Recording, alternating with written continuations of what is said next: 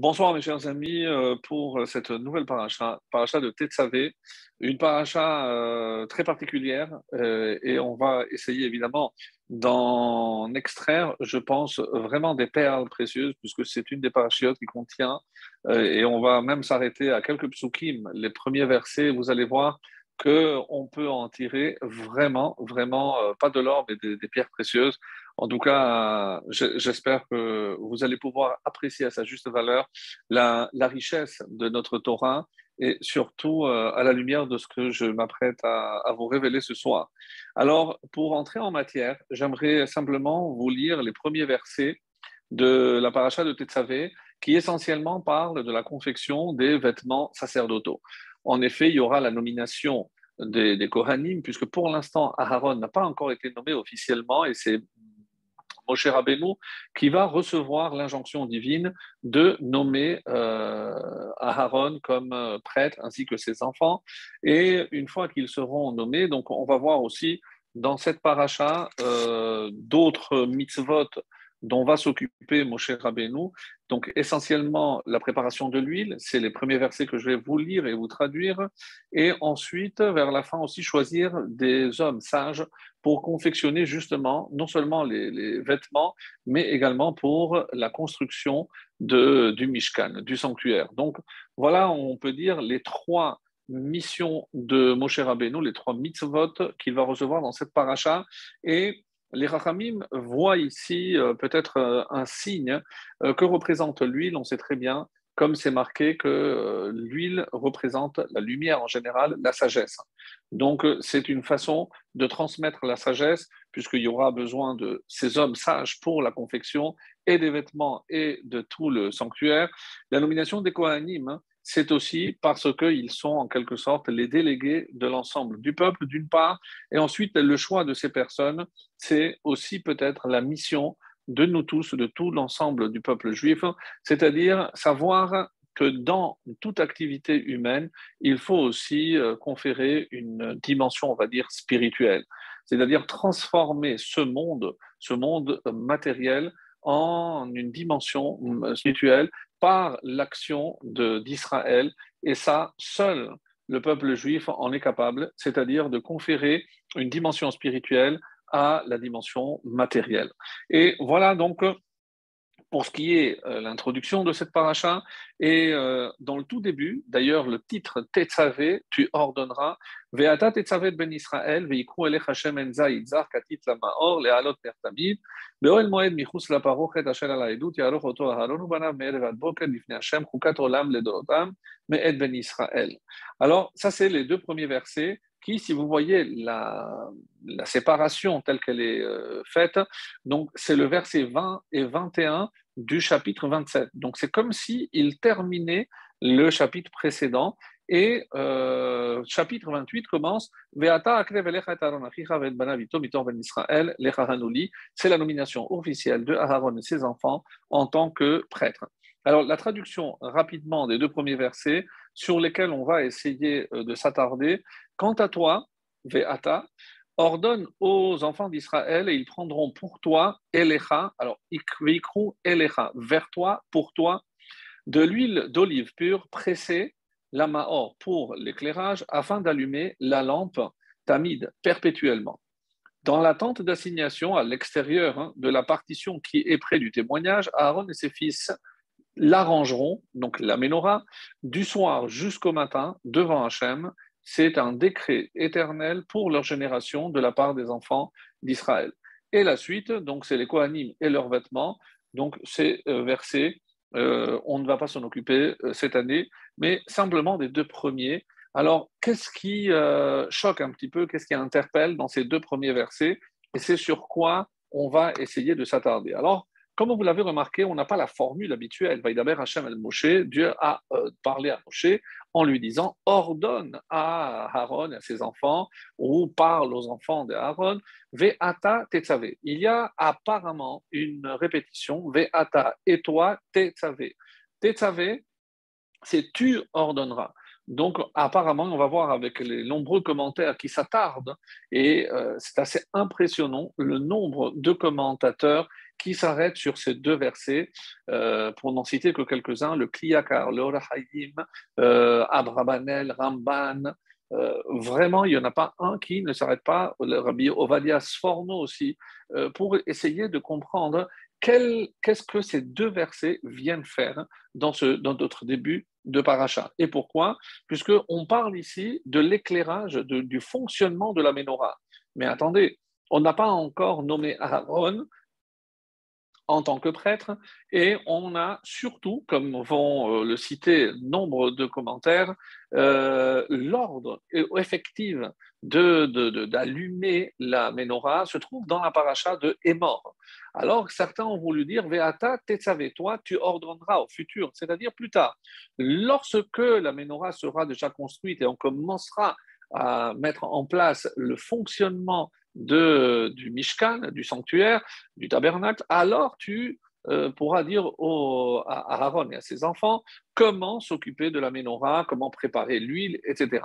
Mais ça reste extrêmement étonnant. Pourquoi on commence par le fonctionnement de quelque chose qui n'a pas encore été créé, d'une part, puisque dans Vayakel Pekoudé, on aurait pu attendre la fin, que tout soit en place pour dire, et maintenant voilà, va chercher de l'huile pour l'allumage, la Mahor. Donc, qu'est-ce qui pressait? Pourquoi ces deux versets, apparemment, n'ont pas leur place ici?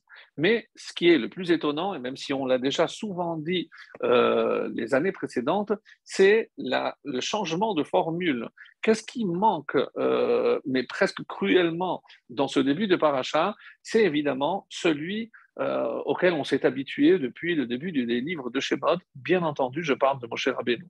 Et non seulement on ne va pas le trouver dans la formule d'ouverture habituelle, Vaïdaber Hashem el Moshe les morts, mais dans toute la paracha de Tetzavé, le nom de Moshe sera omis. Alors, tout de suite, on va voir avec le Baal HaTurim qui, le premier, remarque et apporte une réponse qui est déjà évidemment connue et qui se base sur un Zohar. C'est la source de ce que le Baal HaTurim nous révèle ici, c'est le Zohar, ni plus ni moins. Et il dit, Lo iskir Moshe bezer haseder. Dans cette paracha, eh ben, le texte ne mentionne pas du tout Moshe. Mash enken bechol ha-chumash, alors que ce n'est pas le cas dans tout le Chumash. Nous allons voir avec le Gaon de Vilna que lui, il a une autre expression. Il dit que le nom de Moshe n'apparaît pas jusqu'à Mishneh Torah.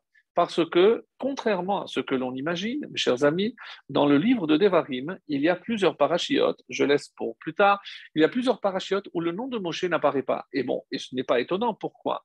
Parce que Moshe. Voici les paroles que Moshe a prononcées.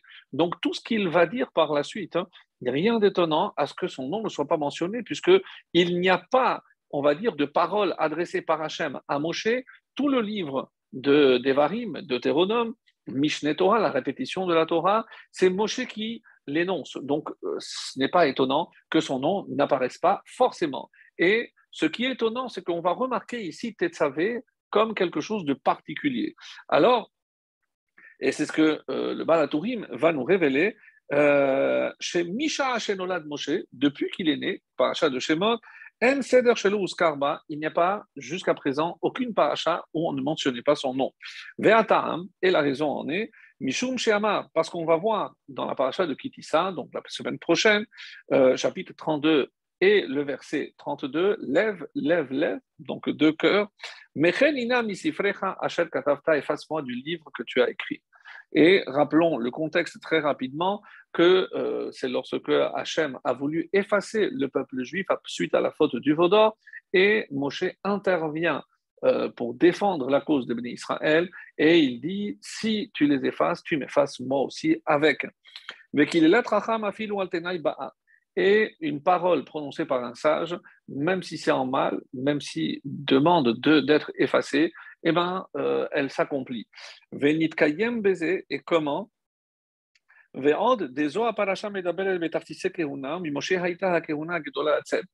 la première raison, comme on vient de le dire, c'est parce que Moshe lui-même a demandé à ce que son nom soit effacé, et Hachem a choisi cette paracha. On ne sait pas encore pourquoi, c'est la paracha de Tetzavé qui a été choisi. Et une autre raison, nous donne le Baal HaTurim, c'est parce que Ela Aliédé chez Serab l'Eler Mishlichut Amakom. À l'époque du Séné, rappelez-vous, lorsque Dieu se révèle à Moshe lors de l'épisode du buisson ardent, alors à ce moment-là, Moshe refuse et il y a des négociations qui vont durer 7 jours. Et on dit que Dieu s'est emporté. Le Midrash nous dit il n'y a pas de colère divine qui ne laisse pas de traces. Alors quelle est la trace? Eh bien, la trace, c'est qu'à l'époque, normalement, c'est Moshe qui aurait dû être le Kohen Gadol. Et vu qu'il s'est entêté à ne pas refuser, eh ben, il a perdu la prêtrise au détriment de son frère, puisque c'est son frère qui vient vers lui, Aaron, qui va hériter de cette prêtrise. Donc, depuis l'époque, déjà, Moshe savait que la prêtrise n'était pas pour lui. Alors, et c'est pour ça, Nitla mimenu ve'nitna la Aaron. Donc, la prêtrise a été, en quelque sorte, dérobée, enlevée à Moshe pour la remettre à Aaron. La reine non niskar chez Moshe Moshe mais pas la chazo, c'est pour ça que le nom de Moshe n'apparaît pas dans cette paracha.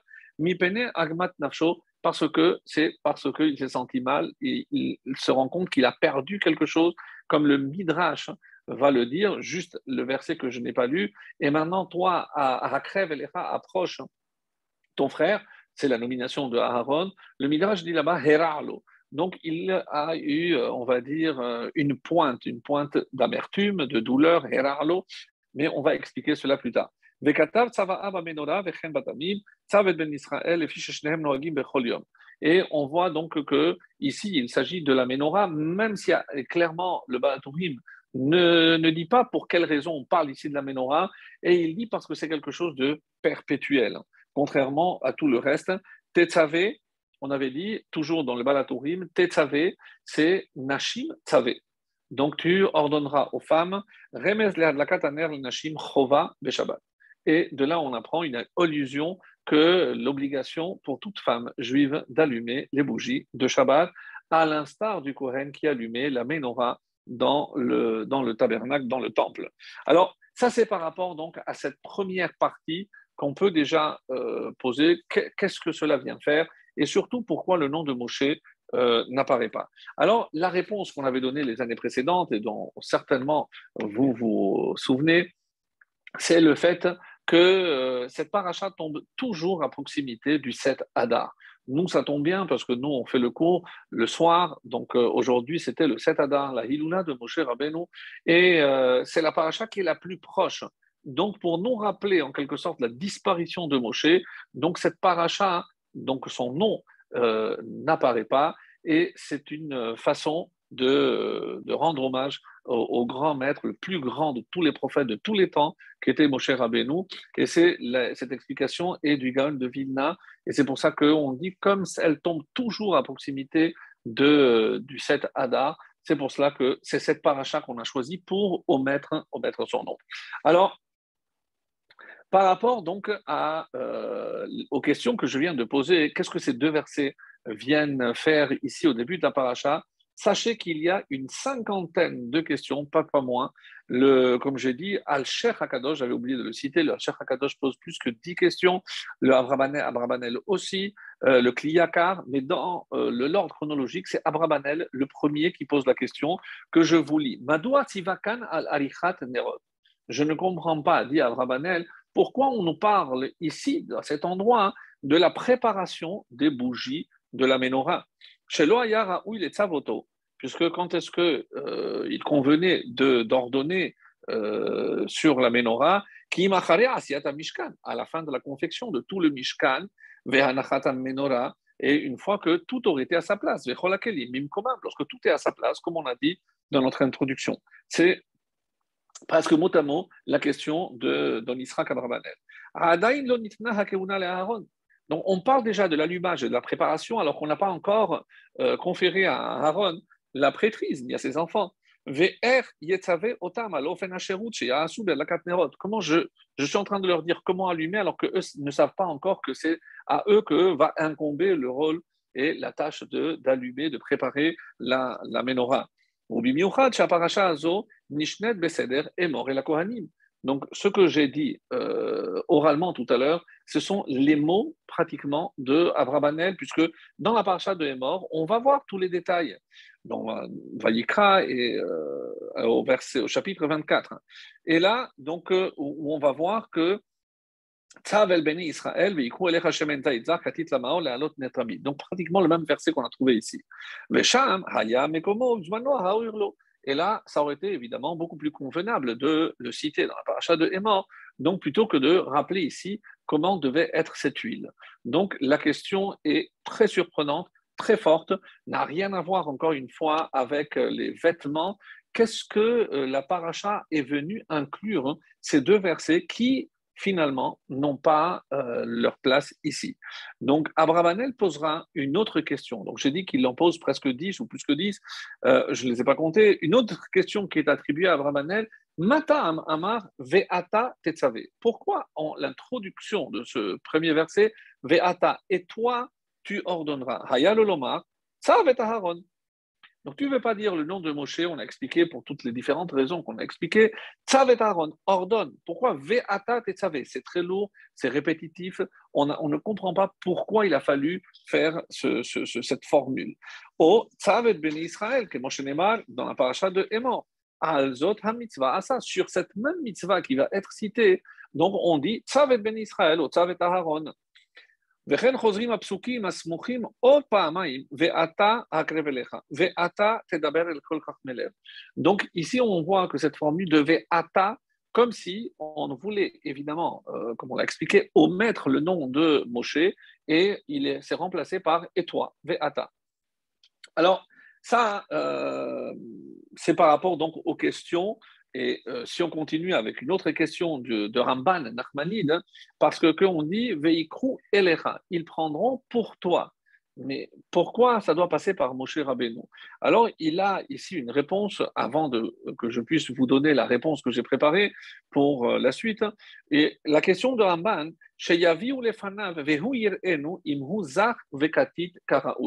alors, ça, c'est un résumé. Le Ramban est très long, donc ça, c'est juste une phrase que j'ai sélectionnée.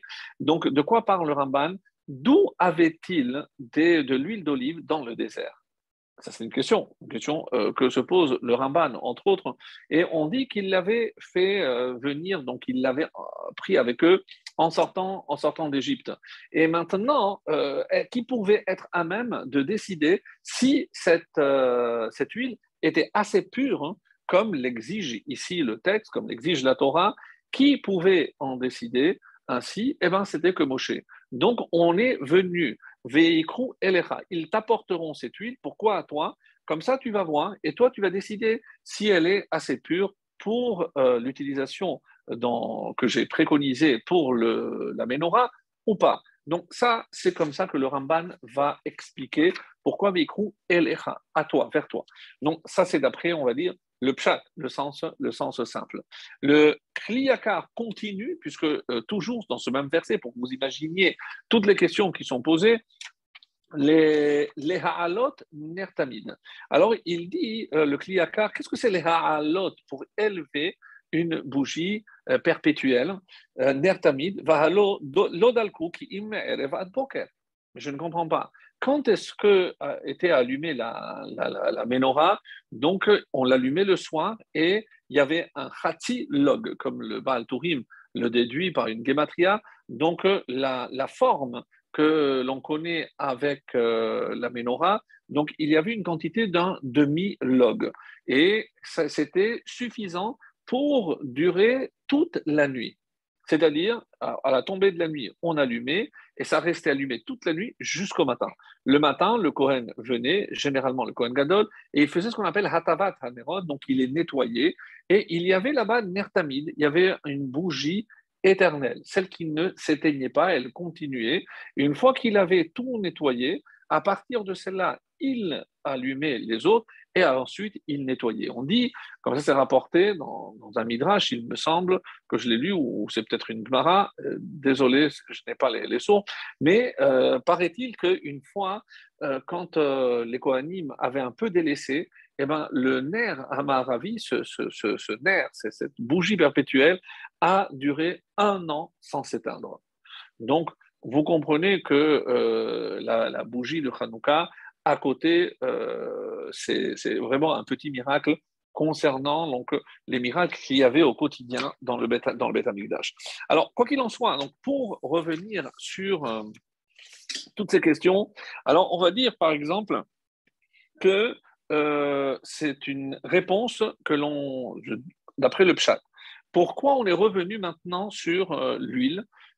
Puisque, par exemple, si on dit oui, mais c'est pour prévoir l'utilisation future. Oui, mais on aurait pu dire aussi de préparer les herbes odoriférantes pour l'encens que l'on allait évidemment offrir sur l'autel en or. On aurait pu parler aussi des animaux qu'il fallait sacrifier tous les jours. Mais pourquoi on n'a pas prévu tout ce qui était nécessaire par la suite et on n'a parlé que de l'huile? Et c'est pour cela que, d'abord, d'après le Pshat, pour donner une réponse très, très simple et qui est donnée par le Rabbi Ovadia Sforno. C'est le premier qui donne cette réponse, une réponse, on va dire, d'après le Pshat, mais qui est, on va dire, très satisfaisante parce qu'elle est très originale. Et on nous dit comme ça. Et par exemple, le Da'at Zekenim va aller à Tosfot, donc au verset Kaf et He. Alors, je l'ai prévu ici, le verset Vav. Alors, regardez. Alors, qui sont les Da'at Zekenim Iba'ale à Tosfot? Ce sont, comme son nom l'indique, des Tosfot. Et Da'at Zekenim, c'est l'opinion des sages, des anciens. C'était essentiellement des Ba'ale à Tosfot, à l'époque des Tosfot, donc les petits-enfants de Rashi.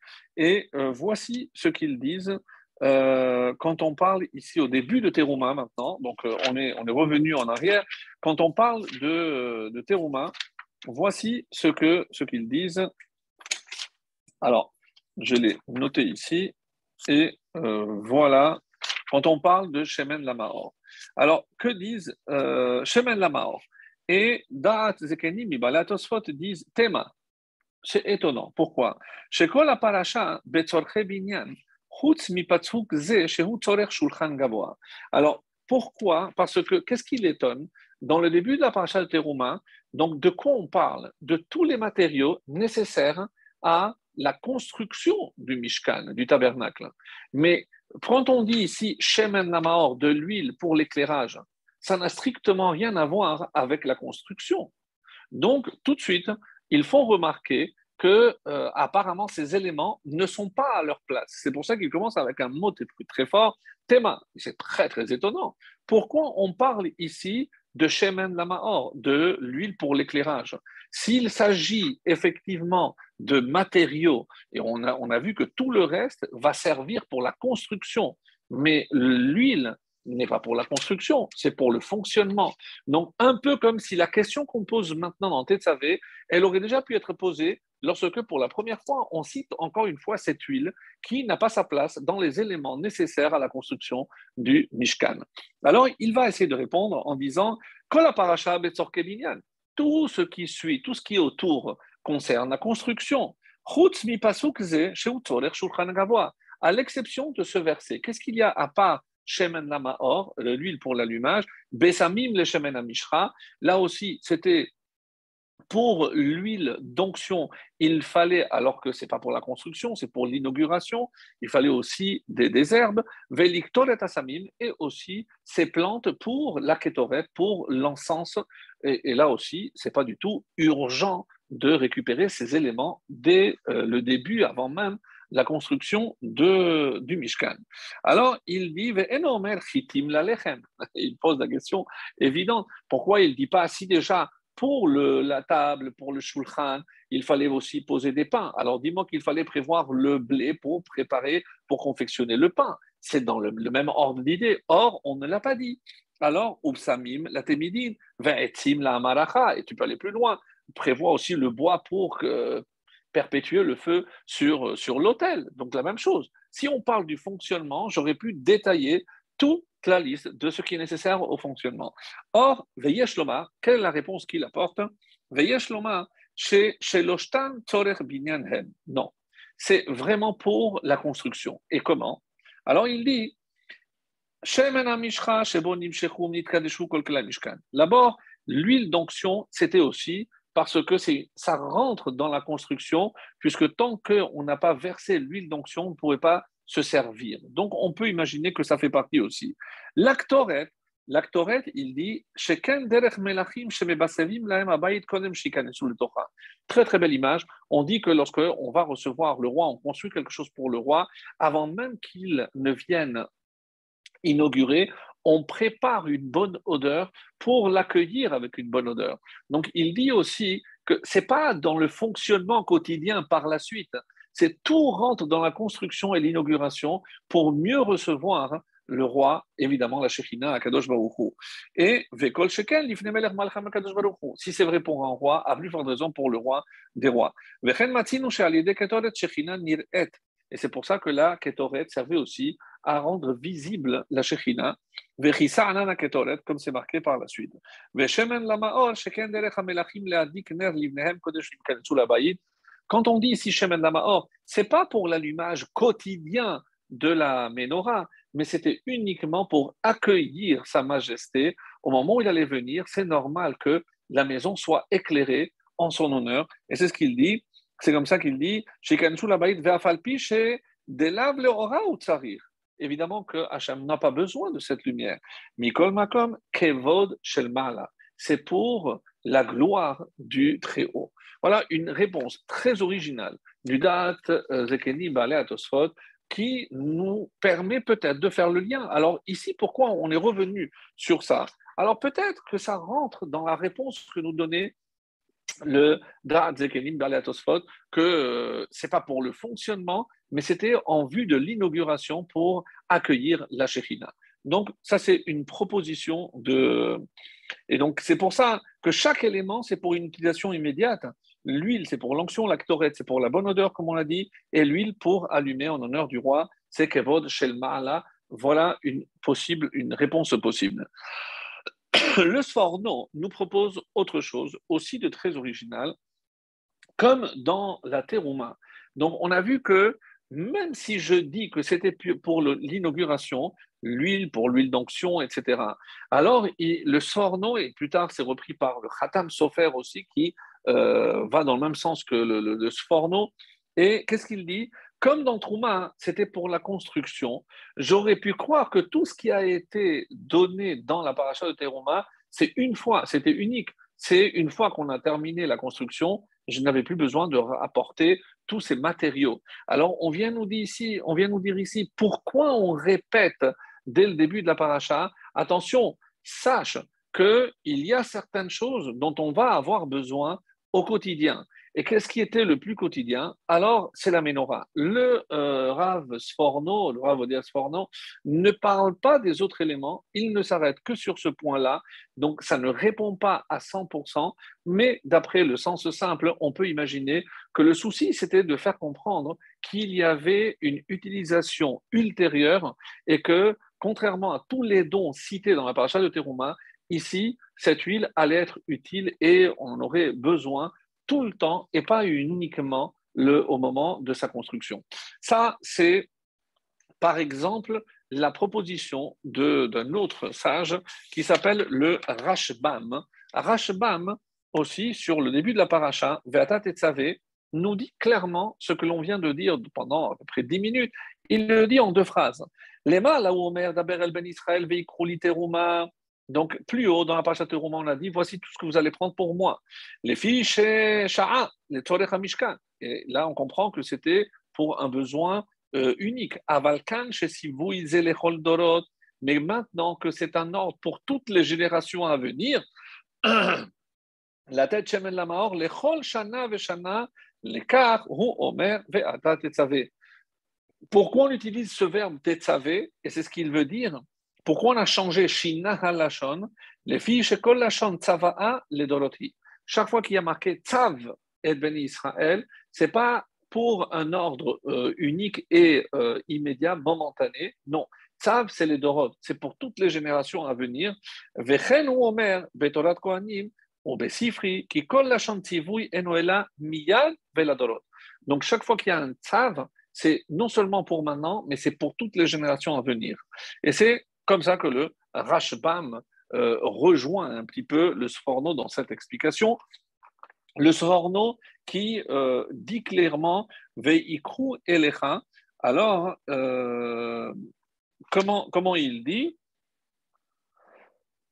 c'est marqué que chez Ishtarer, Vezeye Bichlot Hashem en Lamao, Shitnadevu Ata, Bintevat Amishkan, Shelo Yachshevu, Shetiye Mitzvat Adlakat Menora, Mitzvah Sha'a Bashem Enahu, Sheinadvu Bilvad. Un petit peu dans le même sens, c'est pour ça que je me suis inspiré du Sforno en disant attention, c'est Veikru Elecha, ils t'apporteront, mais chaque fois qu'il y aura besoin. Zeye Bichlot Hashem, une fois qu'on aura terminé ce qui a été apporté au début, donc pour les dons, dans la paracha de Teruma, alors chez Lo Yarchevu, chez Tiyem Mitzvah Adlakat Menorah, Mitzvah Sha'a, attention, qu'ils ne pensent pas qu'une fois qu'on a allumé une fois la menorah et c'est fini, non. Il faut faire comprendre tout de suite, et c'était urgent de faire comprendre que pour l'huile, il y aura besoin tout le temps. Donc, voilà un petit peu la réponse dans un premier temps, mais bon, ça ne répond pas, par exemple, pour les encens. Pourquoi on n'a pas repris ici dans Tetzavé les encens, les bessamim, la kétoret. Donc, c'est une réponse, certes, mais qui n'englobe pas tout l'ensemble des éléments que l'on peut trouver dans cette question. Donc, il faut aller un peu plus loin, et comme par exemple le kliyakar. Le kliyakar, donc un rave dont le nom est assez compliqué, mais on l'appelle toujours par son ouvrage, Rabbi Shlomo Ephraim Luntschitz, donc qui est plus connu par son nom de l'ouvrage, le Kliyakar. Et le Kliyakar propose une réponse aussi en citant Mashekata Ramban. Il cite le Ramban et il dit Sheikpit shelo ya'aseh ze al yedei shaliach. Pourquoi il y a marqué Ve'ata tetzavé? Parce que tu n'en donneras pas à quelqu'un d'autre, c'est à toi de le faire. Mikol makom higuf akashia lama ikpid bemitzvah zo yoter mikol mitzvot. Donc pourquoi, encore une fois, et c'est un peu la question qu'on est en train de poser, pourquoi plus cette mitzvah de l'huile qu'une autre? Ve'ata, attention, fais attention à ce qu'il n'y ait pas quelqu'un d'autre d'intermédiaire, c'est directement veikru elecha, ils te l'apporteront à toi. Alors pourquoi? Gam et comme tous les autres, le kliyakar pose aussi la question, mais qu'est-ce que l'huile vient faire ici dans ce début de paracha qui apparemment n'a rien à faire? Pourquoi? On aurait attendu comme on a déjà vu avec Abravanel et Umahari Abravanel Peresh. Et c'est exactement, donc il pose pratiquement la même question qu'Abravanel, qui a ikar mitzvazo et parachat est mort. Donc, comme on vient de le dire, mais cette paracha, on a dit que c'était dans Émor qu'il fallait citer. Et très très long le Kliyakar, si vous voulez voir ces deux colonnes complètes, le Kliyakar, vraiment très très long. Ceux qui veulent plus de détails sont invités à aller le voir dans le texte. Je vais juste citer la réponse qu'il propose, très originale. On avait dit ici, on a parlé du nerf Tamid. Donc, il y a une bougie qui est appelée Ner Maharavi, et c'est comme ça, par exemple, qu'il dit car Ner Maharavi, Shehaya Oro Matmid Bederech Nes, Hutzal Alav Me Oro Shel Moshe. C'est très, très, très curieux ce qu'il dit. Quel est le lien avec Moshe pour que l'on comprenne que d'où cette lumière est restée tout le temps allumée, parce qu'elle a tiré la lumière, Veikru Elecha. C'est comme si vous prendrez de la lumière de Moshe pour que cette lumière reste perpétuelle. Très intéressant ce que le Kliyakar va nous dire ici. Pourquoi?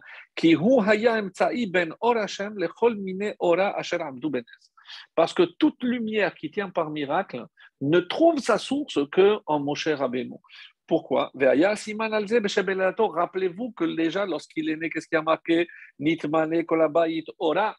Donc, toute la maison s'est remplie de lumière, comme explique Rashi au nom du Midrash. Le Kliyakar rentre dans une autre dimension et on nous dit pour nous dire que c'est le premier homme qui va pouvoir réceptionner cette lumière exceptionnelle, cette lumière extrêmement élevée qu'on appelle le Or Haganuz, la lumière de la création. Or Ha'elyon. Et chaque fois qu'il y a quelque chose qui tient par miracle, sachez que ça provient de Moshe Rabbeinu. Les Ne'emar ve'ata tetzavé. Sache que c'est toi, c'est ce qui te caractérise, c'est-à-dire cette lumière qui est en toi, que tu as pu recevoir au moment où tu as reçu la Torah. Et c'est pour ça que nous allons voir que lorsque Moshe va redescendre, Karan Pene Or Moshe, il y avait une luminescence, un rayonnement particulier. Il a dû mettre d'ailleurs un voile parce que cette lumière était insupportable pour le commun des mortels. Donc tellement il rayonnait.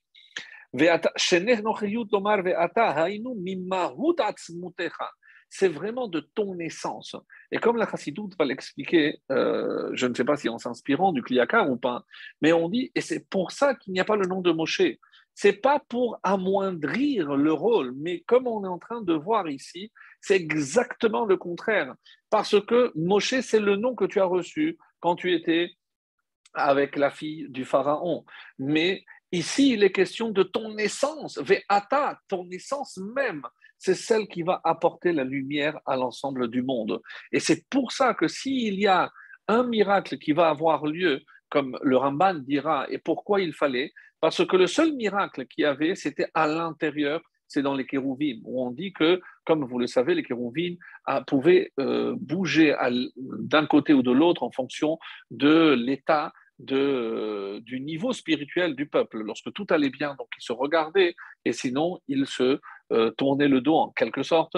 Et on dit aussi que le Aaron Enonominamida, c'est-à-dire que tous les miracles se déroulaient à l'intérieur, mais ce n'était pas visible, évidemment, à l'œil nu, personne ne pouvait le voir. Par contre, eh ben, le NES, c'est cette bougie qui est restée tout le temps allumée, c'est un NES à l'extérieur, où, même si tout le monde ne pouvait pas rentrer, mais tout le monde pouvait le voir de l'extérieur. Et c'est ce que le Ramban explique, il fallait un miracle aussi à l'extérieur pour rassurer, et c'est ce qu'il va dire, Ben Israël, chez Hashem yukach elecha rotze lomar letzarfo elecha kede shetashpia alav mehodecha. Parce que cette huile, lorsqu'elle va passer par toi, tu vas conférer à cette huile un pouvoir, bon, on va dire, métaphysique, hors du commun, qui permettra à cette bougie de rester allumée tout le temps sans qu'elle s'éteigne. Et comment elle restait tout le temps allumée? C'est Bederech Nes. Et grâce à qui avait lieu ce Nes? Comme on vient de le lire, c'est grâce à Moshe Rabbeinu. C'est-à-dire, au contraire, non seulement le nom de Moshe n'apparaît pas, mais c'est son essence qui est ici mise en évidence, comme je viens de le lire, et dans ce texte aussi rapporté par le Or HaChaim HaKadosh, qui rapporte aussi, donc je ne vais pas tout le lire, mais parce que il dit Yirmoz la Torah shenimshela la shemen. Et pourquoi on commence ici par l'huile et pourquoi c'est relié à Moshe? On va encore voir d'autres exemples par rapport à cela. Mashemen meir laolam kach haTorah.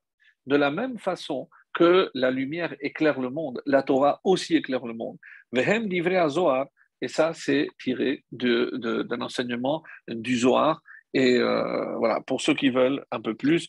Et en précisant que, et c'est au nom du Zohar que le Or HaChaim apporte cet enseignement, Arba Gailuyot shel Israël, les 4 exils d'Israël, Kol eched meham niga'alu mimenu bischut echad. Donc on a réussi à sortir de chaque exil grâce au mérite de personnes particulières. Galut Rishon, la première de Babel, Niga'alu bischut Avraham Avinu alav shalom, c'est grâce au mérite de Abraham.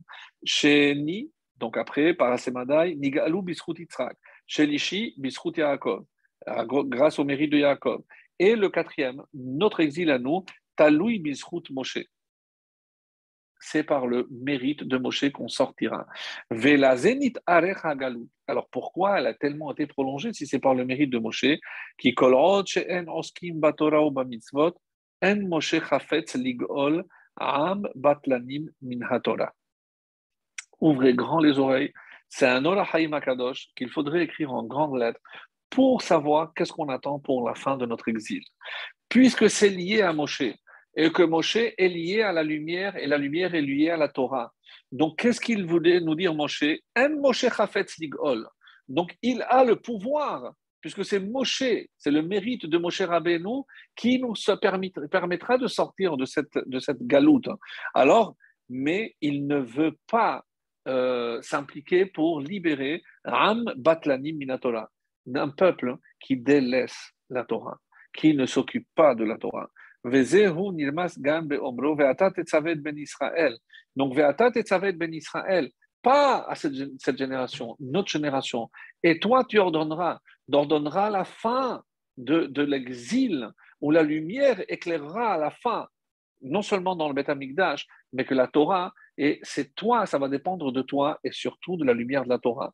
C'est-à-dire, al derer kimal achav yetzave, ou al derer omram, en tzav el amalchut, ki hu yimloch alenu le'atid, ou naïhu adavar she'asku Israël batorah. Sous quelles conditions on pourra connaître la fin de cette Géoula, c'est que Israël s'occupe de Torah.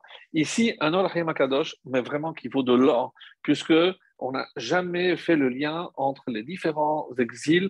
Après, comme il va l'expliquer tout au long, c'est très long aussi, mais très très beau. Vraiment, on se dit que dans ces parachiotes, on va nous donner les détails des habits, etc.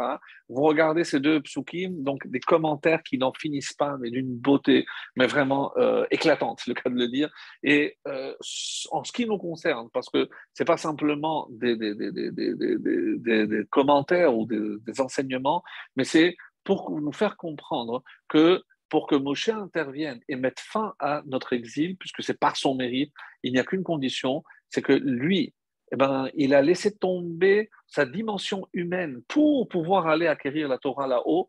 Et maintenant, je peux vraiment faire le lien avec un autre commentaire qui va nous dire que quel est le lien finalement entre, et on le sait, puisqu'on a parlé de lumière, et quel est le lien aussi avec la Ménorah.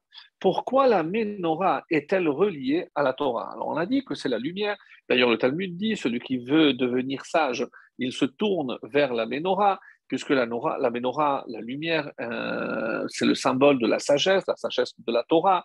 Et d'ailleurs, une très belle explication nous dit, et pourquoi dans la Ménorah, il y a 6 branches, à part la branche centrale, parce que c'est les six traités de la Mishnah, de la Torah orale. Et qu'est-ce qu'il faut? Certains disent la branche centrale, c'est évidemment la Torah écrite, celle de laquelle vont découler, et c'est pour ça que quand vous regardez la Ménorah, donc les autres, que ce soit arrondi ou oblique, peu importe, mais la branche centrale, c'est évidemment la Torah écrite, et de là, donc les 6 traités de la Mishnah, une explication. L'autre explication, c'est qu'est-ce qu'il faut pour pouvoir appliquer tous les traités de la Mishnah, c'est la yirat shamaim, c'est la crainte du ciel, parce que ce ne sont pas comme toutes les autres sagesses où c'était juste pour acquérir encore une fois de la science. Non, c'est la Torah, elle doit me pénétrer de manière à ce que ma vie, un petit peu comme le Aaron, on avait dit qu'il y avait de l'or à l'intérieur, le bois et l'or à l'extérieur. Donc, Toho Kevaro, il faut que l'intériorité soit comme l'extériorité, que l'intériorité, tout ce que j'intériorise, il faut que ça ait aussi un rayonnement à l'extérieur. Quelqu'un qui étudie la Torah, mais dont on ne voit pas le rayonnement à l'extérieur, c'est comme si tous ces rayons avaient été absorbés et dans le comportement extérieur, on ne peut pas percevoir qu'il a vraiment intégré la Torah. Et c'est évidemment dommage parce que c'est ça le symbole du Aaron, du Talmid Racham, celui qui doit incarner la Torah. C'est lorsque il peut briller à l'extérieur comme la Torah le fait briller à l'intérieur.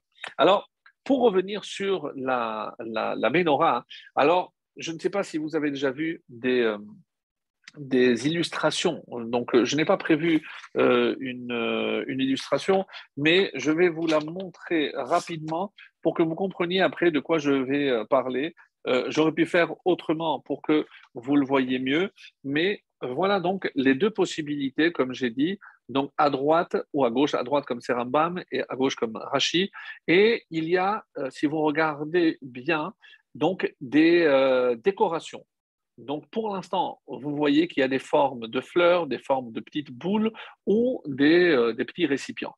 Donc, vous pouvez après voir. Ça, c'est dans le Art Scroll. Si vous voulez, il y a d'autres livres qui vous le montrent. Mais moi, ce qui m'intéresse, c'est le nombre de petites décorations. Et pourquoi c'est important? Vous allez vous en rendre compte tout de suite parce que c'est un talmide du Mégalé à Moukot, donc on l'a cité, le Rav Shapira, qui s'appelle le Zera Barer, qui cite le Harizal. Le Harizal nous dit que tout dans la Ménorah est relié à la Torah.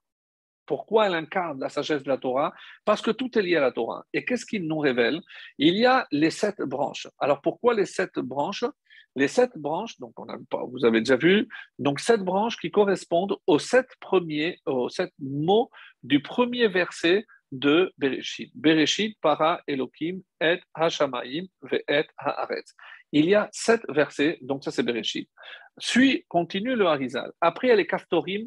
Kaftorim, c'est les boules. Les boules sont au nombre de 11. Et qu'est-ce qui est au nombre de 11? C'est les 11 mots du premier verset de Shemot. Ve'ele Shemot ben Israël. Vous pourrez vérifier, vous écouterez, ou si vous prenez des notes, vous pourrez vérifier. De Harizal, on lui fait confiance. Après les prachim, les fleurs. Les fleurs sont au nombre de 9. Et 9, c'est le nombre de mots du premier verset de Vaïkra. Ensuite, on dit qu'il y a 18 fachim, mais le 18e n'était pas complète. Donc, il ne fallait pas qu'elle atteigne 18 fachim, c'est-à-dire 17 trois quarts, 17 complète et la 18e non. C'est le Harizal qui donne cette explication, je ne me serais pas permis. Et pourquoi 17? Parce qu'il faut que ça coïncide avec les 17 mots du premier verset du livre de Bamidbar. Ensuite, ça c'est la mesure. Ensuite, il y a les coupes. Les coupes, on dit qu'il y avait 3 coupes par branche, des gviaïm en hébreu, donc 3, plus dans la branche centrale, il y en avait encore 4. Ça fait 3 fois 6, 18, plus 4, 22. 22, c'est le nombre de psukim du premier verset du livre de Devarim. Donc, impressionnant, incroyable, c'est du Harizal, évidemment. Et maintenant qu'on a fait ce lien pour bien montrer que la Torah ou la Ménorah, elle est symbolisée par la Ménorah. Alors, comme si tout ce qui est dans la Ménorah touche, touche la Torah. Alors, quand on va essayer de comprendre maintenant, lorsque le texte que j'ai ici, dans Kiddushin, je vais vous lire un passage dans le traité de Kiddushin 38a. Shiva Be'adar met Moshe ou Shiva Be'adar Nolad. Donc tout le monde sait qu'il est né le 7 aujourd'hui, comme on l'a dit, et il est mort aussi le 7. Minaïn Shiva Be'adar met, d'où savons-nous que le 7 il est mort? Alors, vous imaginez, puisque dans la Torah, ce n'est pas vraiment précisé la date. On dit qu'il a dit Hayom, je suis aujourd'hui âgé de 120 ans, aujourd'hui. Donc, certains pensent que parce qu'il est né et il est mort le même jour. Dirtiv, dans Devarim, au chapitre 34, verset 8, Vaïfku ben Israël et Moshe be'arvot Moav sheloshim yom. Ils l'ont pleuré 30 jours. Et lorsqu'on regarde le premier chapitre de Yoshua, donc la suite, Moshe avdi met. Donc Moshe, mon serviteur, est mort, ve'ata kum avor, et maintenant va et traverse ce Jourdain. Et il y a marqué, là-bas, au verset 11, Hachinu lachem tzeda ki be'ot shelosh et yamim ta'avru et yarden. Sachez que dans 3 jours, vous allez traverser. Donc, combien de jours? 30, le deuil de Moshe, plus les 3 jours dont on a parlé au premier verset. Donc, quand est-ce qu'on est rentré en Israël? 33 jours après la mort de Moshe. C'est vrai que c'est pas précisé, les gens ne parlent pas, et on sait, et que là-bas, et ils ont traversé le 10 du premier mois, c'est-à-dire le 10 Nissan. Si au 10 Nissan, j'enlève 33, donc sur quoi vous allez tomber? Donc quand est-ce qu'il est mort? Si j'enlève 33 jours au 10 Nissan, je tombe sur le 7 Adar. Et comment je sais? Donc ça, c'est le 7 qu'il est mort. Et comment je sais qu'il est né aussi?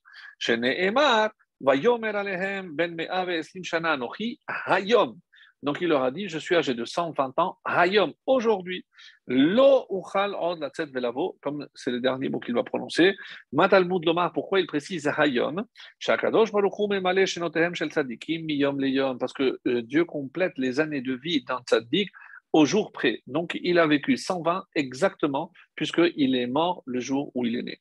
Alors, ça vous suggère certainement un passage dans Megillah. C'est vrai que cette année, parce qu'il y a Adar 2, on n'est pas du tout proche de Purim, Mais j'ai envie de vous lire ce passage dans le traité de Megillah que vous connaissez parce que vous l'avez déjà certainement entendu plusieurs fois concernant la date de Moshe, de la naissance de Moshe.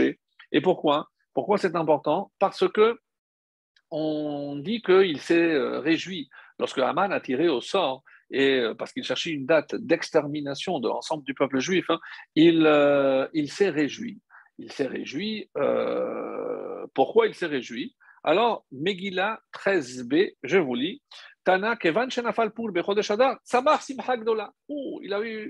Il s'est réjoui énormément lorsqu'il a vu que le sort a désigné le mois de Hadar. Pourquoi? Aman nafali pour beyariach shemet bo Moshe. Wow, c'est super. Parce que le sort désigne précisément le mois où est mort Moshe, leur grand maître. Velo aya yodea shebeshiva be'adar met ou beshiva be'adar nolad. Écoutez bien la phrase, mes amis, écoutez bien la phrase de la Gemara. Et il ne savait pas que le 7, il était mort et que le 7, il était aussi né. Comment on aurait dû dire? Et il ne savait pas, parce qu'il vient de dire, il était content parce qu'il savait qu'il était mort déjà. Mais on aurait dû lui rajouter, mais il ne savait pas qu'il était aussi né le 7 Adar. Mais si quelqu'un, alors est-ce que, imaginons qu'il ne peut pas faire tout ce calcul parce que lui, il s'est arrêté à la fin du Chumash, il n'a pas le livre de Yehoshua, Josué, donc il ne sait pas quel est le jour, donc il ne peut pas faire ce calcul. Disons. Mais et pourquoi il ne savait pas le jour où il était né? Rappelez-vous cette explication qu'on avait donnée. Parce que d'après les livres officieux, quand est-ce qu'il était né? Le 7 Sivan, puisque la maman l'a gardé 3 mois. Donc, s'il est vrai qu'il est né le 7 Adar, mais après il y a Nissan, Iyar et Sivan. Donc, elle l'a gardé 3 mois. Donc, pour eux, quand est-ce qu'il devait naître? Le mois de Sivan. Donc, pour lui, il ne savait pas que la maman l'avait gardé pendant 3 mois. Et dans les annales de l'Égypte, auxquelles peut-être il avait eu certainement accès, il était marqué que le petit Moshe devait naître le 6 ou le 7 Sivan. Donc, c'est pour ça qu'il ne pouvait pas faire le lien avec 3 mois avant, à savoir le 7 Adar. Ça, c'est l'explication. Et un commentaire qui s'appelle Yaharot Dvash nous donne ici une explication à couper le souffle. Vraiment magnifique. Écoutez bien. Vezara Hashemesh ou Ba Hashemesh. On dit qu'il y a un soleil qui se couche, un soleil qui se lève. Ve'ad sheshakra shimsho shelze, zarcha shimsho shel tzadik acher. Avant que ne puisse briller le soleil de quelqu'un, il faut que celui qui l'a précédé, c'est comme on dit, le roi est mort, le roi vive le roi. Donc, c'est le successeur. Vechen or nishmato ושפעו של משה מעיד בכל צדיק ככל דור ודור. Donc écoutez bien, ce commentaire qui nous dit qu'un tzaddik, il continue à éclairer au-delà de sa mort. ולכן כאמר הגמרא, משה שפיר כאמרת. On dit que lorsque les Amoraïm, les sages de la Gemara, ils se parlaient, lorsque quelqu'un avait une idée lumineuse, une réponse extraordinaire, il dit waouh, Moshe, Shapir Kamata, vraiment tu as bien parlé. Et on l'appelait Moshe, mais il ne s'appelait pas Moshe. Pourquoi? Lorsque il y avait quelque chose, comme on dit en hébreu, mavrik, vraiment d'exceptionnel, donc de très lumineux, une réponse éclairante, alors on l'appelait Moshe. Parce que cette lumière ne peut provenir que de Moshe. Au Peresh Rashi, dans la Gemara, Rashi explique, Lechol Talmid Chacham Kala Moshe. Chaque fois que quelqu'un avait comme ça une réponse qui sortait un petit peu vraiment de l'ordinaire, eh ben, on l'appelait Moshe. Et Peresh Arizal, le Arizal expliquait Kinitzot min nishmat Moshe bechol tzadik. Écoutez bien. Parce que l'étincelle de Moshe, elle se trouve dans tous les tzadikim. Vezeu shesamach Haman bemitat Moshe. Qu'est-ce que ça veut dire que Haman s'est réjoui de la mort de Moshe? Veulu yada shebeshiva be'adar met. Mais comment, je reprends le texte de la Gemara. Velo aya yodea shebeshiva be'adar met.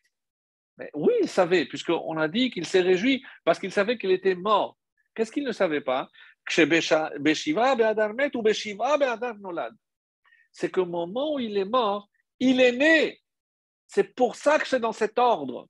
C'est pas qu'il ne savait pas la date de sa naissance. Ce qu'il ignorait, Aman, c'est qu'au moment où un tzaddik comme Moshe meurt, il renaît. Qu'est-ce que ça veut dire? Be'adar met aval nolad miyad ha-mechadash, quoi? Kizara hashemesh. ולכן אמר, ולא ידע שנולד משה אחר, שאמר שלא ידע משה מת, כי הכוונה ללידת משה מחדש אחרי פטירתו. On ne parle pas de la naissance du petit Moshe. On parle, il ne pouvait pas imaginer qu'à la mort d'un tzaddik, eh ben, cette étincelle, il a transmise à toutes les générations, avec tous les sages qui viendront par la suite, eh ben, ils vont tous hériter de cette lumière de Moshe Rabbeinu. Et c'est ça, cette réponse qui est vraiment extraordinaire et que l'on retrouve d'ailleurs dans une réponse du Zohar, citée par le Rabbi de Lubavitch, bien sûr. Mouva Bezohar, il est écrit dans l'Écouté Sechot, comme ça. Tzadik sheniftar, un tzadik qui décède, nochach bechol haolamot yoter mi bechayav. Il est encore plus présent que lorsqu'il était en vie. C'est possible. Et Rabbeinu Azaken, le Admour Azaken explique que le tzaddik était sur terre, donc tout ce qui constitue sa vie spirituelle, sa émouna, son amour, sa crainte de ciel, donc tout est à l'intérieur de cette enveloppe corporelle. Donc, il recevait à travers l'écran qu'était son corps. Mais une fois que ce tzaddik meurt, c'est-à-dire qu'il n'y a plus cette enveloppe et il n'y a que la lumière de son âme. Et c'est comme ça que l'Admon Zakan dit, Lachar petidato, écoutez cette phrase parce qu'elle est Shemishtacher miakeli, il se libère de ce récipient qu'est le corps. Et là, on peut recevoir directement de son essence.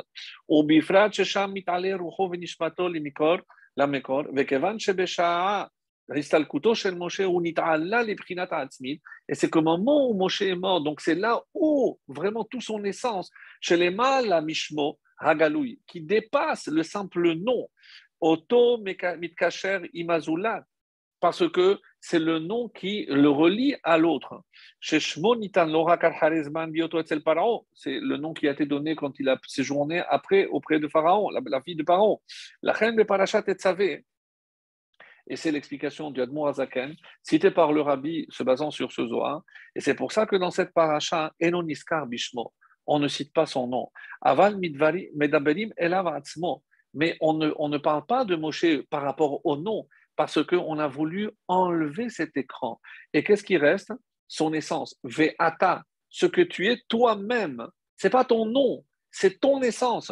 Ve'ata, tu savais, shemeramez al mahut atzmuto shel Moshe, exceptionnel. C'est parce qu'on parle ici de l'essence même de Moshe. Et qu'est-ce qui a fait que il a atteint ce niveau d'effacement en quelque sorte, parce qu'il n'est pas mort dans Tetzavé. Comment il a atteint ce niveau? Et ça, c'est une autre explication que j'ai pu lire. Si je ne m'abuse, c'est dans le Or Gedalia que je l'avais lu, le Rav Scherer. Et il dit quelque chose de phénoménal. On dit parce que quand il a dit Mechenina misifrecha, efface-moi de ton livre, ça veut dire il a fait un effacement total. Alors qu'est-ce que Dieu lui propose? Je vais détruire ce peuple et à partir de toi, je vais créer notre peuple. S'il y a quelqu'un, on lui propose, voilà, je vais me défaire de tous les ouvriers, de tous les PDG, toi, je te nomme le PDG de toute la boîte. Comment il a refusé? Moshe il a dit non. Si ce peuple n'est plus, je ne veux plus. Et à ce moment-là, il a atteint un niveau d'effacement où on dit qu'il n'avait plus d'écran. Et c'est pour ça qu'après cela, on va voir sa lumière. Rappelez-vous que dans le Sefer de Rabbi Meir, il n'y avait pas le mot or, la peau, mais le mot or, la lumière. Puisque la peau empêche la lumière divine de mon âme d'éclairer et de jaillir vers l'extérieur. Mais Moshe, une fois qu'il a fait preuve de cet effacement, donc il n'y avait que son essence. Et à quoi? Pourquoi on ne parle que le visage? Parce que c'est le visage qui était découvert. Mais si on avait vu, on avait pu voir tout son corps, hein, parce qu'il a effacé son enveloppe corporelle en quelque sorte, et Tout Moshe était que lumière. Et c'est pour ça que, au niveau du visage, il ne pouvait plus supporter cette lumière exceptionnelle de Moshe et qu'il a dû porter un voile. Donc ça, c'est ce qui a rapporté par rapport à ce que je voulais vous dire. Et ce n'est pas tout. On n'a pas fini. Il y a encore deux ou trois petites surprises et vous allez comprendre. Alors, comme vous le savez, on dit que quand quelqu'un meurt, il n'y a plus de possibilité de faire des mitzvot. Donc lui, la personne ne peut pas faire de mitzvot, mais on sait que les mitzvot qui sont réalisés par les enfants, eh ben, peuvent servir encore le père, même lorsqu'il n'est pas là. Comme ça, c'est marqué. Euh, dans la paracha de Pinchas, lorsque Moshe a vu la mort de son frère, et on dit qu'il a été jaloux, il a voulu aussi avoir la même mort que Aharon. Alors, Gam Ata. Alors pourquoi marquer là-bas Gam Ata, toi aussi, Ka'asher Nesav, Kol Amaniach Ben Kemoto Ke Ilulomet. Si quelqu'un laisse un fils comme lui, qui lui ressemble, qui continue dans la tradition qu'il lui a transmise, c'est comme s'il n'était pas mort, comme dit l'Agmara, Brakara de Avura, que le fils, c'est comme la jambe de son père, Mamshir be mitzvot, et il continue à faire des mitzvot. C'est pour ça, surtout la première année de la disparition, c'est tellement important de faire le maximum parce que c'est ce qui permet l'élévation de l'âme du père qui nous a quittés. Met Aharon, alors quand il y a marqué comme ça, car est Aharon, dans la paracha de Chukat, lorsqu'il va mourir Aharon, Ashrecha she'aketer over le Elazar bincha. Donc, il a vu que même si Aaron allait mourir, eh ben, il allait transmettre la keuna, la prêtrise, à son fils, Elazar. Donc, et il a pensé à lui. À ce moment-là, il a pensé à lui. Et Moshe hit ava kemet Aaron. Donc, on a toujours dit que qu'est-ce qu'il a voulu, Moshe? Mourir comme son frère, c'est-à-dire mourir de la mort d'un baiser, le baiser de Dieu. Non, c'est de pouvoir laisser derrière lui aussi un fils qui allait continuer, comme il y avait l'héritier de la Keuna, eh ben, un héritier pour le rôle de Moshe. Moshe met Levad, mais Moshe, quand il est mort, il n'y avait personne à côté de lui, aucun des deux fils n'était là pour reprendre ses habits, même symboliquement. Il est mort tout seul. Af Echad, donc il y avait personne, puisque c'est que Dieu qui était avec lui, ni Gershom, ni Eliezer. Et alors, Ata Moshe, alors Moshe, il était un peu triste. Pourquoi moi, je n'ai pas eu le droit comme mon frère, de voir que lui, il a transmis. Pourquoi je n'ai pas eu la chance de voir un de mes enfants suivre le rôle que moi j'ai assumé. Et alors, Ata Moshe, et vient Hachem et lui dit quelque chose, écoutez bien, Kol mi shelomet Torah bisrutra. Sache que dans toutes les générations jusqu'au Mashiach, celui qui étudie la Torah, c'est par rapport à ton mérite à toi. Banim shelcha, toi tu es triste. Hera alecha, quand on te dit que de nommer Aaron, il a vu que Aaron est avec ses fils et que il a senti un petit peu, est-ce que c'est de la jalousie venant de la. Non. Mi tencha ke ahli, on dit qui peut te donner un frère comme. Alors c'est le seul frère qui sont cités en exemple, c'est Aaron et Moshe, où ils avaient un manque de jalousie exceptionnel. Le grand frère voyait son petit frère, le petit frère devait nommer le grand frère, aucune jalousie, quelque chose de vraiment phénoménal. Donc, Banim Shelcha, Kolam Shel Torah. Chaque juif qui étudie la Torah, qui va étudier la Torah dans toutes les générations à venir, sera considéré comme ton fils à toi, mon cher Rabbeinu. Ha Torah lo beyerusha. Sache que la Torah, elle n'est pas un héritage. Et elle ne vient pas comme un héritage parce que je la passe à mon fils. Non. Alors c'est quoi? Matana. La Torah est un cadeau. Et quiconque veut l'apprendre peut venir et l'apprendre. Donc il n'y a pas de condition pour accepter la Torah. Il ne faut pas avoir un père comme ceci ou comme cela. Combien de fois on a vu des enfants qui ont dépassé dans la Torah, dans la connaissance, dans la pratique, les parents parce que la Torah n'est pas héréditaire. Et malheureusement, c'est aussi l'exemple inverse, lorsque les parents qui sont aussi dans la Torah, parfois un enfant, pour momentanément, on va dire, s'éloigne de cette pratique, hélas. Alors, maintenant, je voudrais aborder la dernière partie de notre cours, hein, et parce que moi, j'ai trouvé que c'était vraiment la partie la plus belle. D'abord, pour répondre à la question, pourquoi précisément la paracha de Tetzavé, c'est là où Moshe, le nom de Moshe va disparaître. Alors, il y a le Ben Ishraï qui dit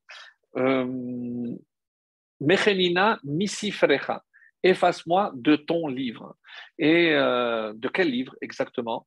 Misifrecha, c'est Misefer Kaf, du livre Kaf. Kaf, c'est le 20e. Et donc, c'est le Ben Ishraï qui donne cette réponse très originale. Alors, il y a 12 parachiotes dans Bereshit, et si je compte Shemot, Va'era, donc les parachiotes Shovevim, Tat, donc Teruma, 7e, Tetzavé, c'est la 8e. Donc 12 et 8, ça fait 20. Donc Misifrecha du livre de la paracha, 20e, de la 20e paracha. Et quelle est la 20e paracha en commençant de Bereshit? C'est la paracha de Tetzavé. Donc ça, c'était un point très original de la part du Ben Ishraï. Alors, ce n'est pas tout.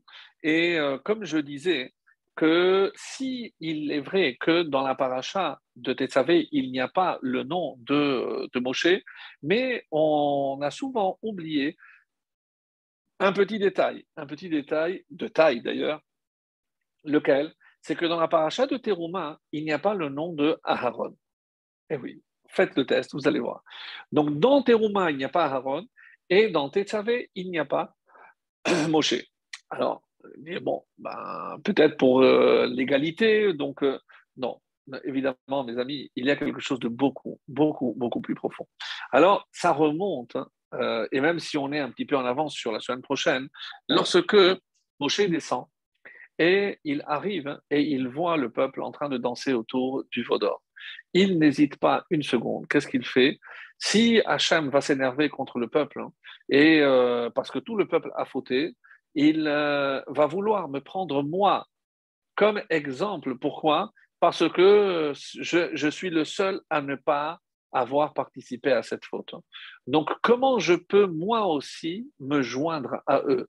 Quelle faute je peux faire? Alors, ce que je vais vous dire là, vraiment est révolutionnaire, mes amis, mais vous allez voir, c'est exceptionnel. Alors, qu'est-ce que Moshe a décidé de faire? De briser les tables. Alors, plein de Rachamim posent des questions, même si on est en avance sur la semaine prochaine, comme je disais, plein de Rachamim posent la question, mais de quel droit, Moshe, c'est pas tes lois à toi, tu n'avais pas le droit de briser ces tables. De quel droit tu t'es permis de briser ces tables? Même si on connaît tous la fin de la Torah, où Dieu va dire, Yeyachar kochacha, bravo pour le fait que tu aies brisé les tables. Mais dans quel sens? C'est parce que, en faisant ça, tu as sauvé le peuple juif. Alors, il dit comme ça, donc il pose la question, mais de quel droit Moshe a-t-il brisé les tables de la loi? Est-ce qu'il avait le droit de casser les tables? Alors, Minatan Reshut, les Moshe, qui a permis à Moshe de briser ces tables? Alors, dans le Midrash, Moshe casse les tables pour s'associer, et c'est le Midrash qui donne cette réponse, un Midrash Rabbah, et donc il dit pour s'associer à Israël et partager la faute. Alors, en quelque sorte, Moshe intervient et il fait, excusez-moi du mot, mais du chantage à Akadosh Baruch Hu. Si tu vas pardonner le peuple, alors c'est bon, parfait. Mais si tu ne vas pas le pardonner le peuple, alors et que tu vas l'effacer, efface-moi avec. Donc Moshe, il a fauté en cassant les tables. Alors Moshe a prié pour le peuple et Hachem va justement pardonner au peuple. La question qui se pose, qui a prié pour Moshe et est-ce qu'on a une preuve que Moshe a été pardonné pour avoir cassé, avoir brisé ses tables? Vous allez me dire, oui, mais vous venez de dire à la fin de la Torah, Dieu, en quelque sorte, le félicite. Oui, mais on n'a pas entendu cela. Et c'est pour ça que, par rapport à cette explication, écoutez bien, parce qu'on aurait dû dire pourquoi il y a au début de notre paracha Ve'ata, et toi tu ordonnes. Donc, Vav, c'est pour relier à ce qui précède. Qu'est-ce qu'il y avait avant? C'est la construction du Mishkan. Et d'après l'avis majoritaire qui dit pourquoi Hachem a ordonné, c'est vrai que ce n'est pas dans l'ordre, mais comme nous on le sait, il n'y a pas d'ordre chronologique dans la Torah, la majorité des commentaires disent que la construction du Mishkan vient comme réparation de la faute du Vaudor. Comme si, quelque part, par la faute du Vaudor, on avait éloigné la Shekhinah, et il fallait maintenant créer un lieu pour pouvoir ramener la Shekhinah pour qu'elle puisse continuer à résider au sein du peuple juif. Et alors, qu'est-ce qui finalement ressort de là? Que dans Teruma, donc Dieu dit, d'accord, je pardonne la faute du Vaudor, et quelle est la capara, quelle est l'expiation? Vous allez me construire un Mishkan. Et qui a construit le Vaudor, mes amis? C'était Aaron. Évidemment que Aaron a joué le jeu, que c'est pour gagner du temps, et comme le Midrash va le dire, il donne un machal, une parabole. On dit qu'il y a un prince qui voulait tuer son père pour prendre sa place, parce qu'il voulait devenir roi.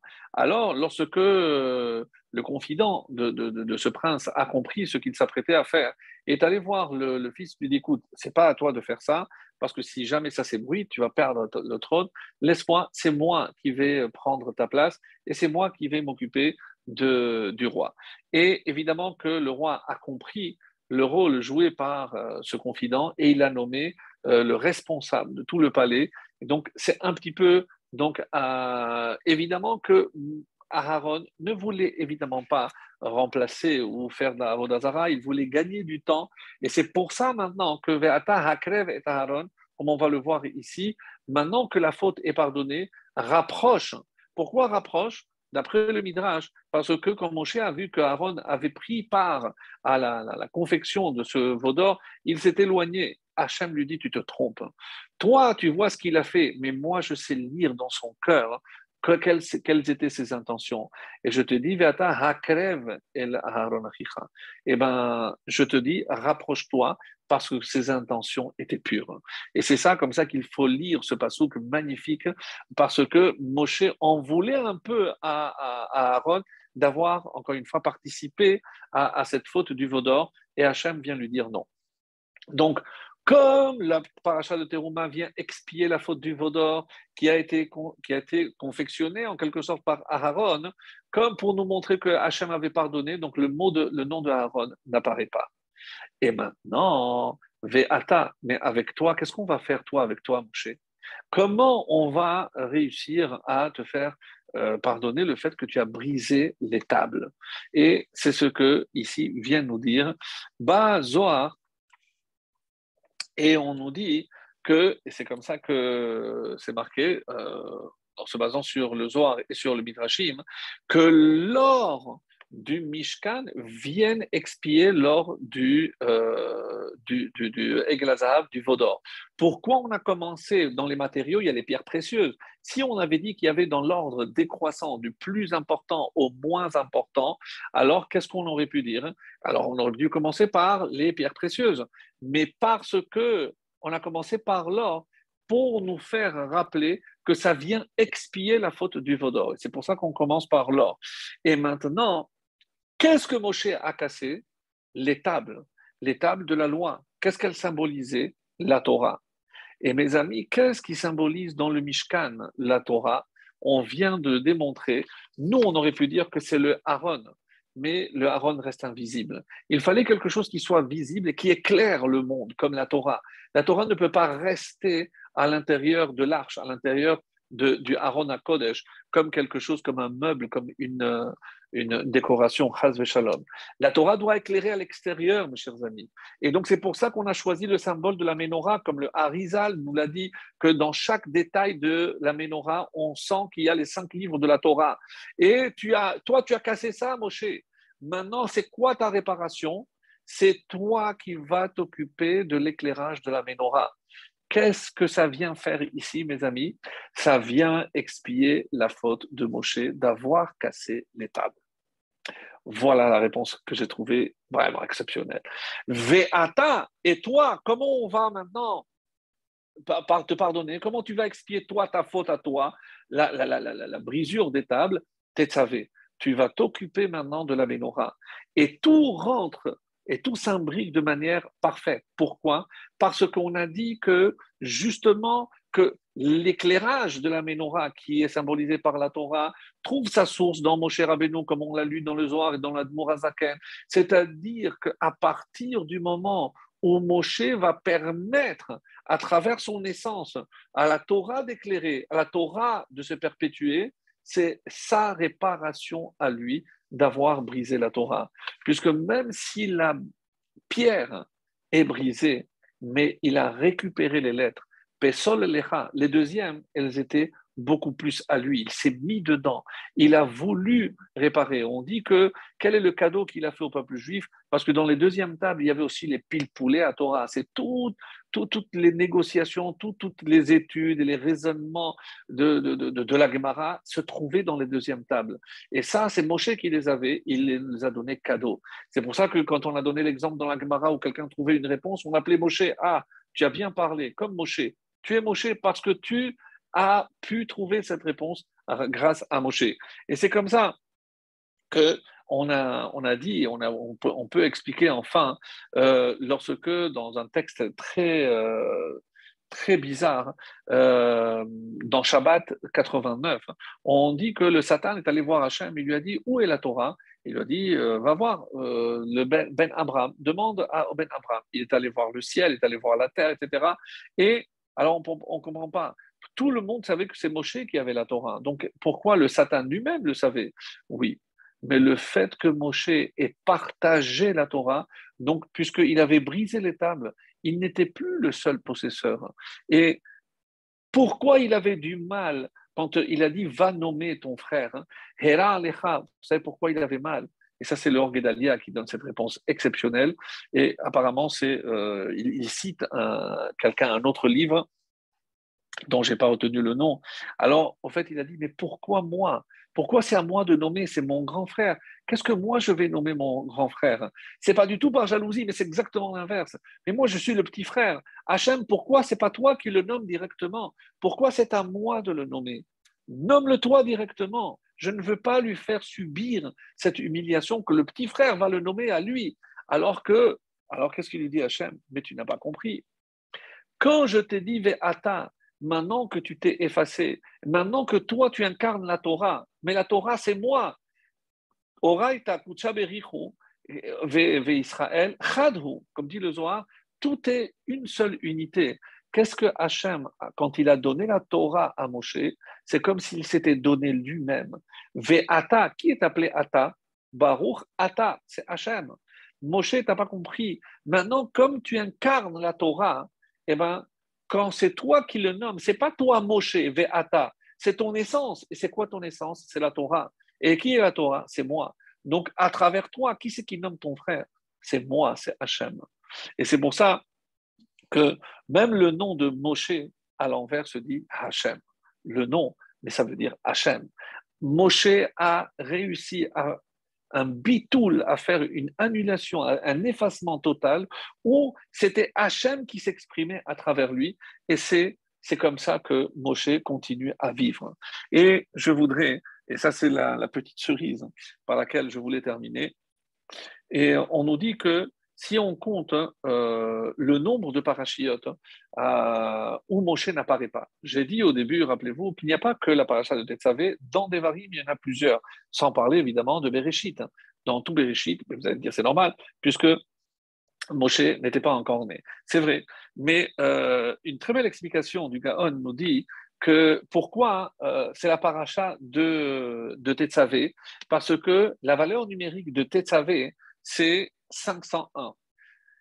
490, si c'est 5, c'est 501. Mechenina misifrecha, efface-moi de ton livre, lequel? Asher. La suite, c'est Asher Katavta. Asher, la valeur numérique de Asher, c'est 501. Et quel est le nom de la paracha qui vaut 501? C'est Tetzavé. Donc, de quelle paracha je t'ai demandé de m'effacer? Celle par la paracha qui parle de 501, et c'est la paracha de Tetzavé. Donc, ça, c'est une deuxième réponse. Mais maintenant, on va faire le lien avec ça va être notre conclusion, c'est quels sont les parachiotes, dans combien de parachiotes le nom de Moshe n'apparaît pas, et pour nous montrer qu'il est en vie, mes amis, et c'est quoi en vie? Chai. Donc Chai, c'est 18. Il y a 18 parachiotes où il n'apparaît pas. On a dit dans Bereshit, il y en a 12. Donc ça fait 12. Plus la paracha de Tetzavé dans Shemot, ça fait 13. Et dans Devarim, il y en a 5 dans lesquels le nom de Moshe n'apparaît pas. Et c'est pour ça que le Gaon de Vidna, il a dit, depuis qu'il est Nolad jusqu'au Mishneh Torah, pas comme le Baratourim, dans tout le Chumash. Bon, mais on considère que Mishneh Torah, Devarim, c'est pas vraiment le Chumash, c'est Mishneh Torah. Donc bon, on peut répondre comme ça. Quoi qu'il en soit, quels sont ces parachiotes? Akev, Re'e, Shofetim, Kitetse, et Nitzavim. Donc, il y a au total 18 parachiotes dans lesquels le nom de Moshe n'apparaît pas. Et où est-ce que je vois une allusion? C'est Mechelina Misifrecha, efface-moi de ton livre, mais de quel livre, de quelle partie? Asher Katavta. Alors, Asher, c'est Aleph, Shin, Resh, Katavta, Kaf, Tav, Bet et Tav. Asher Katavta. Alors, regardez, ça c'est un Mekoubal qui nous donne cette allusion très belle. Alors, on a dit, et je vous ai déjà cité les parachiotes dans lesquels le nom de Moshe n'apparaît pas, et il les retrouve à partir de ses initiales. Aleph de Asher, c'est Atem Nitzavim. C'est la parachute Nitzavim qui commence par Atem, Aleph. Shin de Asher, Shofetim. Resh, la dernière lettre de Asher, Re'e, la paracha de Re'e. Kaf, la paracha de Kitetse, comme je l'ai dit tout à l'heure. Tav, Tishmeun, c'est la paracha de Ekev. Ve'aya Ekev, Tishmeun, si vous écoutez. Bet, c'est Bereshit, donc toutes les parachiotes de Bereshit. Et Tav, Asher Katav Ta, le dernier Tav, c'est Tetzavé, c'est notre paracha à nous. Voilà une allusion magnifique où ces 18 parachiotes où le nom de Moshe n'apparaît pas, mais ce qui nous prouve une seule chose, c'est que Moshe n'est pas plus vivant que dans ces parachiotes, et jusqu'à présent, à travers chaque juif qui étudie, eh ben, on continue à faire briller la lumière qu'il nous a transmise, en espérant, comme on l'a dit tout à l'heure, qu'il verra que ses enfants continuent, puisque nous sommes ses enfants, continuent à s'occuper de Torah, et c'est pour ça qu'il viendra très très vite nous délivrer de notre dernière galoute, de notre dernier exil. Très très bonne soirée, mes amis.